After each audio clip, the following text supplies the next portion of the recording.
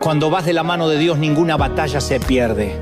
Aunque las tormentas arrecien y los gigantes se levanten, quien camina con el Señor nunca está solo, ni pelea con sus propias fuerzas. Dios es nuestro escudo, nuestra fortaleza y nuestro libertador.